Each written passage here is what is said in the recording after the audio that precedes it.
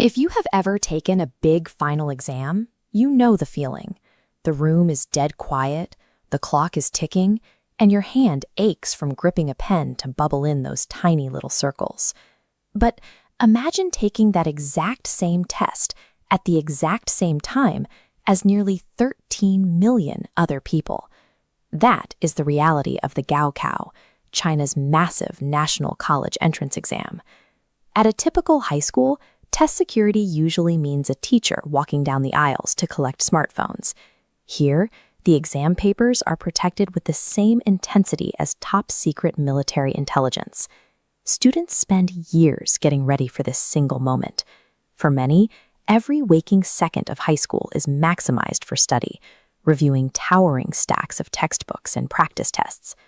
Because a high score dictates which university a student attends, and often their entire career trajectory, the stakes are enormous. The government steps in to ensure the process is flawless. It operates as a highly guarded, nationwide endeavor. The security measures are extreme, because in this environment, cheating is treated as a literal crime against the state. Months before the test begins, the teachers selected to write the questions disappear from public view. They are placed in highly secure facilities, sometimes even former prisons, that are completely isolated from the outside world. Inside these compounds, there is absolutely no internet access. This ensures that a digital copy of the exam questions can never be leaked or hacked. Once the papers are printed, they move, but they do not go in a standard delivery truck. The exams are transported in specialized armored vehicles, flanked by armed police officers who guard the documents around the clock. When they reach the testing centers, the protective seals stay intact. Strict protocols require that the bundles are only sliced open at the exact minute the exam starts nationwide. This intense, multi-layered lockdown is designed to guarantee one thing. Before a single student even steps foot in the room, everyone starts on a perfectly level playing field. On the morning of the exam, the entire community rallies behind the test takers. Local drivers organize a fleet of green taxis, offering free rides so no one misses the start time due to traffic. Arriving at the center is when the real gauntlet begins.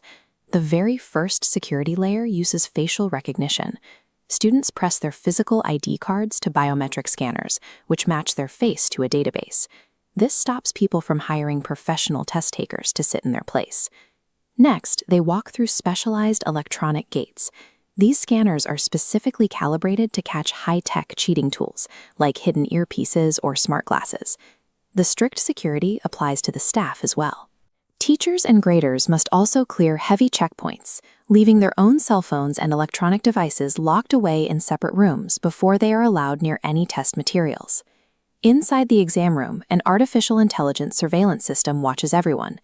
These cameras continuously scan the room in real time, automatically flagging any sudden head movements, whispers, or irregular behavior to the proctors. By stripping away every possible external advantage, the testing center creates a sealed environment.